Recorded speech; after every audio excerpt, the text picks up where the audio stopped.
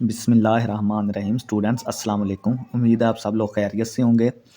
तो कल जो असाइनमेंट अपलोड की थी मिस तंजीला अनवर की, उसमें क्वेश्चन 3 में थोड़ा सी मिस्टेक थी, ठीक है, जिसकी वजह से वो वीडियो हमें यूट्यूब से ख़त्म करनी पड़ी। तो आप सबसे माज़रत स्टूडेंट्स से। देखिए, इंसान है, गलती हो सकती है, ठीक है। क्वेश्चन समझने में थोड़ी सी गलती हुई थी, तो हमारे एक यूट्यूबर भाई ने ही हमें आगाह किया था कि मतलब ये मसला है यहाँ पे। अगरचे थोड़ा-सा उनका तरीका नहीं ठीक था, चलें वो हर बंदा अपने हिसाब से करता है, क्योंकि हम भी थोड़ा-सा बोल देते हैं वीडियो में, मतलब अपनी में, कि कुछ लोग इस तरह कर लेते हैं कि चैट जीपीटी से उठा के और समझाते नहीं हैं चीज़ों को, ये वो। चलें, अगर किसी को बुरा लगा हो तो माज़रत। बाकी वो वीडियो ख़त्म कर दी गई है। आप सबसे यही इल्तमास है कि अब इस वीडियो को फ़ॉलो करें। इंशाल्लाह ताला ये 100% करेक्ट सॉल्यूशन है, ठीक है। वो भाई साहब ने तो दूसरे क्वेश्चन के बारे में बोला था, लेकिन वो ओके था क्वेश्चन, तीसरे में थोड़ा प्रॉब्लम था। चलें, खैर वो वीडियो ख़त्म हो गई है। आपने इसी को फॉलो करना है और हमारे चैनल 5 मैथमेटिक्स को सब्सक्राइब करें, लाइक करें और दोस्तों में शेयर करें, ठीक है। कोशिश करते हैं कि चीज़ों को सही करने की, लेकिन इंसान है, चलें गलती हो जाती है। चलें शुरू करते हैं, कोई मसला नहीं, खैर है। असाइनमेंट का पहला क्वेश्चन तंजीला अनवर से है। बाकी ये असाइनमेंट है, ठीक है, MTH 202, ठीक है। तो फर्स्ट क्वेश्चन है इसका, इसमें हमें एक स्टेटमेंट दी गई है, हमने उसको इक्विवेलेंट प्रूव करना है, ठीक है। दो पार्ट्स हैं, लेफ्ट हैंड साइड और राइट हैंड साइड। हमने लेफ्ट हैंड साइड लेके इसको राइट हैंड साइड के इक्वल प्रूव करना है या इक्विवेलेंट प्रूव करना है, ठीक है। हमने लेफ्ट हैंड साइड ली, तो हमने ये वाली चीज़ उठा ली लेफ्ट हैंड साइड यहाँ से। तो हमने यहाँ से क्या किया कि हमने डिस्ट्रीब्यूटिव लॉ अप्लाई किया यहाँ पे जब डिस्ट्रीब्यूटिव लॉ अप्लाई किया तो ये चीज़ आ गई हमारे पास। डिस्ट्रीब्यूटिव लॉ क्या होता है कि अगर हमारे पास ब्रैकेट्स में y और z हो, ये और की सिंबल होती है और ये एंड की सिंबल होती है, ठीक है। अगर हमारे पास y और z ब्रैकेट में हो और बाहर एंड x हो, ठीक है, तो हम इसको एंड को डिस्ट्रीब्यूट कर देते हैं, इसीलिए डिस्ट्रीब्यूटिव लॉ बोला जाता है। एक्स एंड वाई हो जाएगा यहाँ पे, और दरमियान में ये वाली दरमियान वाली सिंबल आ जाएगी और एक्स एंड जेड आ जाएगा, ठीक है। ये डिस्ट्रीब्यूटिव लॉ है। अब आप इसको इसके हिसाब से देख लें कि पी एंड क्यू और यहाँ पे आर आ गया दरमियान वाला, ठीक है। फिर पी और ये सारी टर्म, पी एंड सारी टर्म ये वाली, ठीक है। ये हमने डिस्ट्रीब्यूटिव लॉ लगा दिया। यहाँ से हमने अब क्या किया कि यहाँ से हमने ये वाली चीज़ वैसे ही आ गई और वैसे ही आ गया। जब पी एंड पी हमने किया तो ये एक डेम्पोटेंट लॉ होता है, पी एंड पी हमेशा पी के इक्वल होता है, ठीक है। तो पी एंड पी आ गया, तो इसका हमने एंड कर दिया आर के साथ, ये जो आर लिखा हुआ है, ठीक है। पी एंड आर हो गया, तो ये मैंने साथ लिख दिया कि ये किस लॉ से ये हुआ है, ठीक है। नेक्स्ट हमारे पास है, हमने ये चीज़ अब आ गई है हमारे पास, तो हमने ये चीज़ जो है वो इसके इक्विवेलेंट लिख दी है। ये वाली ये 3 लाइनें जो हैं वो इक्विवेलेंट की होती हैं, ठीक है, इक्वल की 2 होती हैं। तो ये वाली चीज़ हमने इसके इक्विवेलेंट लिख दी है जो हमने प्रूव करनी थी, ठीक है। ये अभी हमारे आ गई है। अब हमने क्या किया, इस चीज़ पे हमने रिवर्स डिस्ट्रीब्यूटिव लॉ अप्लाई किया। रिवर्स डिस्ट्रीब्यूटिव लॉ कौन सा है कि ये देखें, ये हमारे पास ये चीज़ थी, अगर ये चीज़ हमारे पास यहाँ पे पड़ी हुई है तो हमने इसको इसमें लिख दिया। तो ये जब हमने इस चीज़ को इसमें लिखा तो यही चीज़ तो हमने प्रूव करनी थी क्वेश्चन में, ठीक है। तो बाय रिवर्स डिस्ट्रीब्यूटिव लॉ ये चीज़ हमने इक्विवेलेंट प्रूव कर दी है। तो दोनों साइडें जो है स्टेटमेंट की वो इक्विवेलेंट आ गई हैं, तो हमारा रिक्वायर्ड आंसर आ गया, ठीक है। नेक्स्ट हम चलते हैं स्टूडेंट क्वेश्चन नंबर 2 की जानब, ठीक है। इसमें हमें एक प्रेपोजिशन दी गई है और हमने प्रूव करना है कि ये टटालॉजी है या नहीं है, बताना है कि ये टटालॉजी है या नहीं है, ठीक है। तो इसमें टटालॉजी कौन सी प्रेपोजिशन होती है, ऐसी प्रेपोजिशन जिसके लास्ट पे जो लास्ट वाली ट्रूथ वैल्यू, यानी उस पर सारे ऑपरेशन करके जो लास्ट पे ट्रूथ वैल्यू आती है वो सारी ट्रू हो या 1 हो। ट्रू और 1 सेम होते हैं, ठीक है। अगर आपने 0 1 इस्तेमाल किया है तो 1 आएगा लास्ट पे, अगर आपने ट्रू फॉल्स इस्तेमाल किया तो सारी आउटपुट उसकी जो है वो ट्रू आ जाएगी, ठीक है। हमने यहाँ पे 0 1 इस्तेमाल किया है। सबसे पहले हम देखते हैं कि दो हमारे पास इनपुट्स हैं पी और क्यू, तो हमने यहाँ पे पी और क्यू ले लिया। फिर हमारे पास है पी इम्प्लाइज क्यू, ये पी इम्प्लाइज क्यू निकालेंगे। फिर हमारे पास है नेगेशन क्यू निकालेंगे, नेगेशन पी निकालेंगे। फिर इन दोनों का इम्प्लीकेशन करेंगे, इन दोनों का नेगेशन पी और क्यू का, ये कर दिया। फिर ये सारी टर्म को हम डबल इम्प्लीकेशन करेंगे या बाई कंडीशनल लगा देंगे लास्ट पे, ठीक है। और इसको देखेंगे कि अगर इसकी सारी वैल्यूज़ 1 आ गई हैं तो मतलब हमारा आंसर टटालॉजी होगा, ठीक है। ये रूल होता है कि पी हमारा जो है वो 2 0 लेता है, 2 1 लेता है, ठीक है। क्यू हमारा 1 0 फिर 1 फिर 0 फिर 1, ठीक है। पी को आपने 00 11 इसको 01 01 ले लेना है, ठीक है। पी इम्प्लाइज क्यू का क्या मतलब होता है कि इसमें आपने जब 00 हो तब 1 लगा देना है, और दूसरे के लिए आपने 00 के लिए आपने हमेशा 1 लगा देना है, ठीक है। अगर दोनों 0 हों तो आंसर 1 आ जाएगा इम्प्लीकेशन का। तो अगर बाकी जो 3 हमारे पास बचेंगे ये वाली चीज़ें, उसके लिए हमने ये लास्ट वाली वैल्यू की वैल्यू देखनी है, क्यू की वैल्यू देखनी है। अगर क्यू की वैल्यू 1 है तो हमारे पास आंसर में 1 आ जाएगा, अदरवाइज 0 आ जाएगा। देखें अभी क्यू की वैल्यू यहाँ पे 1 थी तो हमने 1 कर दी, यहाँ पे 0 थी तो हमने 0 कर दी, यहाँ पे 1 थी तो हमने 1 कर दी, ठीक है। अब नगेशन क्यू इसका उल्ट कर दें, 0 था 1 कर दिया, 1 था 0 है, 0 है 1 हो गया, 1 है 0 हो गया। नगेशन पी पहले ऊपर 2 0 थे तो ऊपर 2 1 कर दें, नीचे 2 1 थे, नीचे 2 0 कर दें, नगेशन पी आ जाएगा। अब हमने नगेशन क्यू और नगेशन पी की इम्प्लीकेशन करनी है सेम इसी तरह, ठीक है। तो अब हम देखेंगे कि नगेशन क्यू नगेशन पी, तो ये दूसरे वाले की हम वैल्यू देखेंगे, दूसरे वाले की। अगर इसकी वैल्यू 1 है तो आंसर हमारा 1 आ जाएगा, जिस तरह हमने यहाँ पे किया है। तो ये देखें कि 1 और 1, ये यहाँ पे नगेशन पी दूसरी वैल्यू देख रहे हैं ना, तो नगेशन पी हमारा 1 आ गया, ठीक है। यहाँ पे भी 1 है तो ये भी 1 आ गया, तो यहाँ पे 0 था तो ये 0 बन गया। और दूसरा मैंने आपको रूल बताया था इम्प्लीकेशन का कि अगर दोनों 0 हों तो फिर भी 1 आ जाता है, ठीक है, जैसे मैंने यहाँ पे बताया था। अब हमने इस पे और इस पे, इन दोनों पे, जहाँ पे मेरी ये उंगली है ये और ये, हमने बाई कंडीशनल लगाना है। बाई कंडीशनल में क्या आपने रखना है कि अगर दोनों वैल्यूज़, जब भी दोनों वैल्यूज़ सेम हो जाएं, चाहे वो दोनों 1 हो जाएं या चाहे दोनों 0 हो जाएं, तो आपने उसको 1 नहीं करना है, ठीक है। यानी कि सेम वैल्यूज़ के लिए ये हमेशा 1 हो जाता है। ये देखें, ये 1 1 1 आ गया, 1 1 1 आ गया, 0 0 1 आ गया, 1 1 1 आ गया, ठीक है। यानी कि जब भी दोनों वैल्यूज सेम आ गई तो हमारा डबल कंडीशनल जो है, बाई कंडीशनल हमारा 1 हो जाएगा, अदरवाइज ये 0 रहेगा, ठीक है। तो देखें कि लास्ट पे हमारी सारी वैल्यूज़ 1 आ गई हैं, तो इसका मतलब ये है कि हमारे पास ये गिवन स्टेटमेंट एक टोटोलॉजी को रिप्रेजेंट करता है, ठीक है। ये क्वेश्चन था, क्वेश्चन नंबर 3, ठीक है। इसको थोड़ा समझने में गलती हुई थी तो मैंने बस, ठीक है, अब जो हो गया तो स्टूडेंट्स अब इस सोल्यूशन को फॉलो करें, इंशाल्लाह ताला ये 100% करेक्ट है, ठीक है। अब हमारे पास गिवन 2 इनपुट्स हैं पी एंड क्यू, 2 इनपुट्स आ रही हैं, ठीक है। हमारे पास एक सर्किट डायग्राम है, उसमें एंड गेट हैं और गेट हैं, ठीक है, नगेशन है, और 2 इनपुट्स हैं पी एंड क्यू, ठीक है। तो हमने टॉप पे जो एंड गेट है वो सिर्फ 2 इनपुट्स ले रहा है, जो टॉप वाला एंड गेट है ना पिक्चर में, उसमें सिर्फ वो पी एंड क्यू ले रहा है, ठीक है।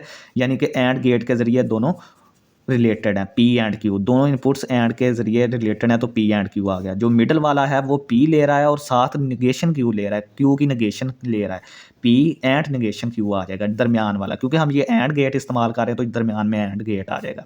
बॉटम एंड जो है, बॉटम एंड गेट हमारे पास वो पी की भी निगेशन कर रहा है और क्यू की भी निगेशन इस्तेमाल कर रहा है, negation P and negation Q, ठीक हो गया।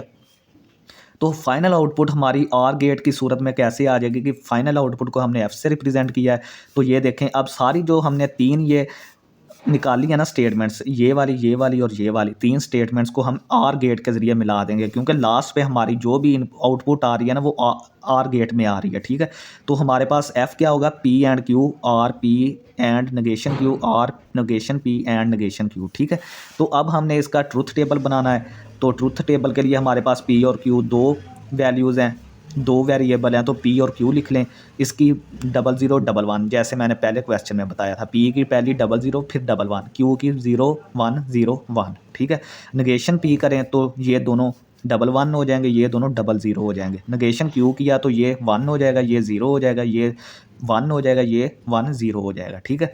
पी एंड क्यू, ठीक है। अब पहली चीज़ मालूम करते हैं, सबसे पहले पी एंड क्यू, हमारे पास पी एंड क्यू, एंड हमारा उसी वक्त 1 होता है जब दोनों 1 हो, ये आपने ज़हन में रखना है। एंड हमारा उसी वक्त 1 होगा जब ये दोनों 1 होंगे। तो ये 0 0 हैं तो 0 हो गया, 0 1 फिर 0 1 0 फिर 0 1 1 1 1 पे ये 1 होगा, ठीक है।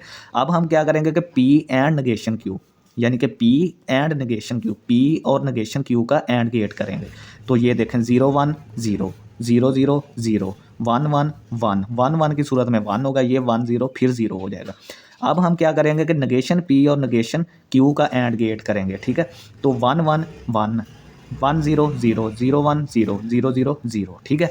अब हम फाइनल आउटपुट अपनी देखते हैं जो आर गेट की वजह से आई है। अब हम इन तीनों वैल्यूज़ जो है ना, इन पे हम एंड गेट अप्लाई कर देंगे, ठीक है।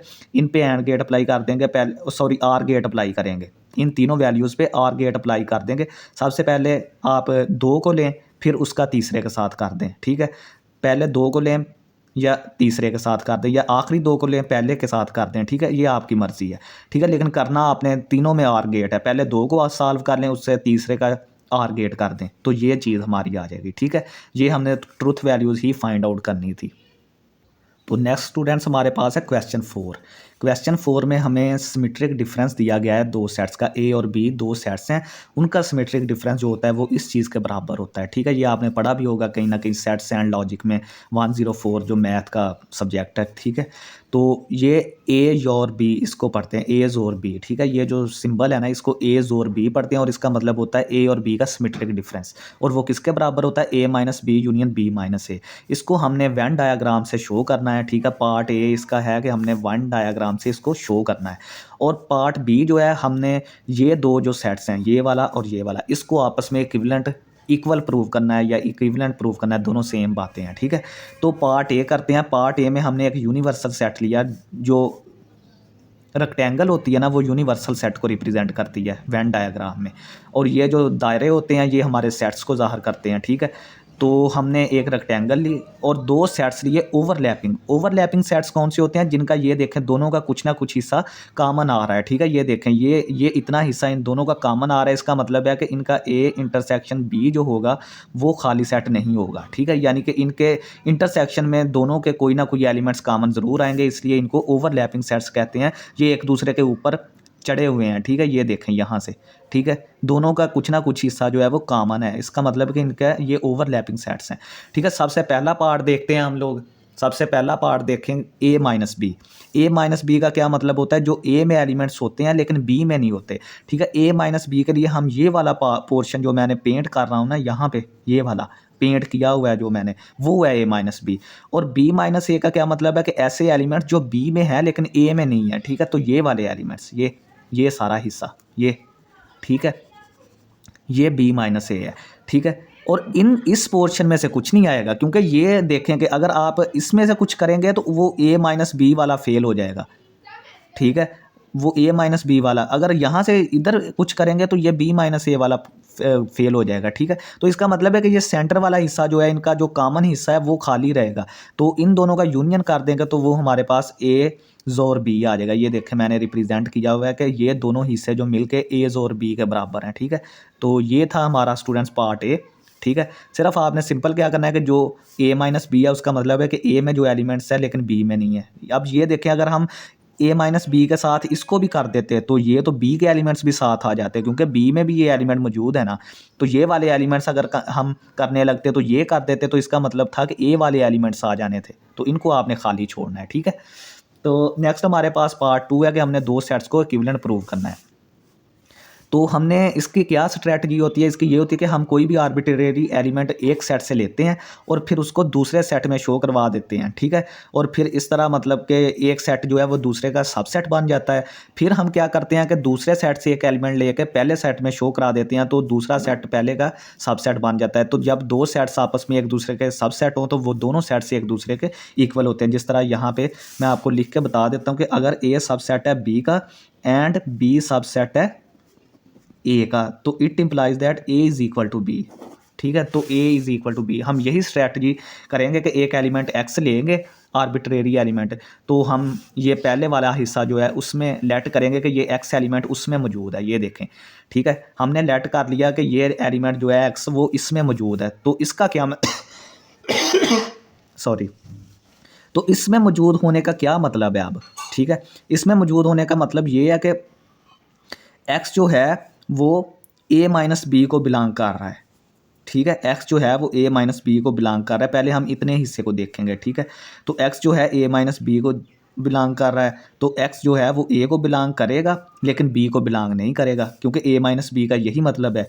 तो दूसरा हमारे पास ये है कि इसका मतलब ये है कि अगर ये सिर्फ एक सेट में आ रहा है, सिर्फ सेट a में आ रहा है, तो इसका मतलब है कि ये यूनियन में आएगा, इंटरसेक्शन में दोनों के में नहीं आएगा, क्योंकि इंटरसेक्शन में तो कॉमन एलिमेंट्स आते हैं। तो ये x जो है वो a यूनियन b में आएगा लेकिन a इंटरसेक्शन b में नहीं आएगा, इस वजह से, क्योंकि ये सिर्फ एक सेट में आ रहा है, दूसरे में आ ही नहीं रहा। तो फिर इस तरह हो जाएगा, ठीक है। नेक्स्ट हमारे पास है कि और ये यूनियन है ना दरमियान में, यूनियन को हम और से रिप्रेजेंट करते हैं और इंटरसेक्शन को एंड से रिप्रेजेंट करते हैं, ये आपने ज़हन में रखना है। एंड और x belongs to b minus a, ठीक है। हमने इस क्वेश्चन के दोनों हिस्से को मतलब अलग-अलग कर दिया, ये ऊपर हमने ये किया, अब ये वाला कर रहे हैं। तो इसका मतलब ये है b माइनस ए। b माइनस ए का क्या मतलब है कि x जो है वो b को बिलोंग कर रहा है लेकिन a को नहीं कर रहा। तो इसका सेम वही रीज़न आ गया कि x अगर एक एलिमेंट को बिलोंग, एक सेट को बिलोंग कर रहा है तो x जो है वो सिर्फ यूनियन को बिलोंग करेगा, इंटरसेक्शन को नहीं करेगा, क्योंकि इंटरसेक्शन में दोनों के कॉमन एलिमेंट्स जो दोनों में मौजूद हों, ये तो यहाँ एक में मौजूद है। तो इसका मतलब ये है कि x belongs to a union b minus a intersection b। तो इन स्टेटमेंट से हमने ये चीज़ देखी कि अगर x जो है वो a यूनियन b से बिलोंग कर रहा है तो b जो a इंटरसेक्शन b से नहीं कर रहा, तो इसको हम इस तरह लिख सकते हैं, जैसे हम ये लिखते हैं ना x belongs to a minus b। इसका क्या मतलब होता है कि x a को बिलोंग करता है, b को नहीं करता। तो इसका भी मतलब ये है कि x a यूनियन b को बिलोंग कर रहा है, a इंटरसेक्शन b को बिलोंग नहीं कर रहा। हमने डिफरेंस की शक्ल में इसको लिख दिया। तो नेक्स्ट हमारे पास चीज़ है कि हमने अब ये चीज़ ली थी और ये वाली, और इसमें प्रूव कर दिया। अब हम इसमें x लेंगे और इसमें प्रूव कर देंगे, ठीक है। तो अब हमने क्या रिवर्स पोजीशन में चलेंगे, ठीक है। तो x belongs to a union b minus a intersection b। इसका क्या मतलब है कि x जो है वो a यूनियन b को बिलोंग कर रहा है। ये देखें, ये वाली चीज़ जो है हमने रिवर्स में इस्तेमाल कर दी।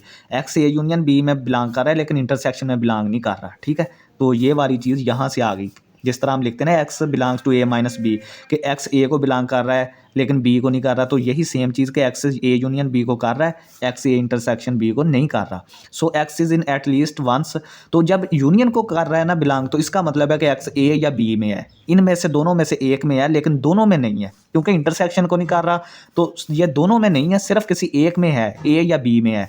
तो हमने पहले कंसीडर किया कि x जो है वो a को बिलोंग कर रहा है लेकिन b को नहीं कर रहा, ठीक है, क्योंकि हमने ये चीज़ बताई है ना कि ये एक सेट में है, दोनों में नहीं है। तो हमने पहले कंसीडर किया कि ये a को बिलोंग कर रहा है, b को नहीं कर रहा। तो इसका मतलब ये है कि अगर a को कर रहा है, b को नहीं कर रहा है, तो इसका मतलब ये कि x जो है वो a माइनस b को बिलोंग कर रहा है यहाँ से।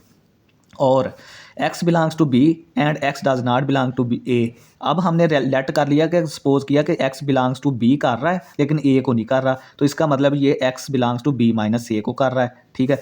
अब देखें कि इन दो स्टेटमेंट्स के दरमियान r आ गया, तो r को हम यूनियन लिखते हैं। तो इसका मतलब ये है कि x जो है वो a minus B union b minus a को बिलोंग कर रहा है, ठीक है। तो हमने दोनों साइडें प्रूव कर दी हैं, ये चीज़ भी, ठीक है। तो इसका मतलब ये था कि a हमारा सेट जो है वो b के बराबर है, ठीक है। ये थी स्टूडेंट्स असाइनमेंट। अगेन माजरत, आपसे थोड़ी सी मिस्टेक हुई थी, तो इंशाल्लाह वो क्लियर हो गई है। तो लास्ट पे यही रिक्वेस्ट है कि हमारे चैनल 5 मैथमेटिक्स को जो भी स्टूडेंट ये वीडियो देख रहा है ना, सब्सक्राइब करे और दोस्तों में शेयर करे, ठीक है। इंशाल्लाह हम नेक्स्ट भी प्रूफ जो हैं वो, मेन मकसद है समझना चीज़ का। अगर आपको समझ अच्छी आ रही है, ठीक है, तो ये इतना मैटर नहीं करता कि आपका लास्ट पे आंसर, वो अगर अल्लाह ना करे कोई गलती हो जाती है लास्ट पे इंसान से, तो इतना नहीं मसला बनता। तो काइंडली माजरत अगेन, ठीक है। बहुत शुक्रिया स्टूडेंट्स, अल्लाह हाफिज़।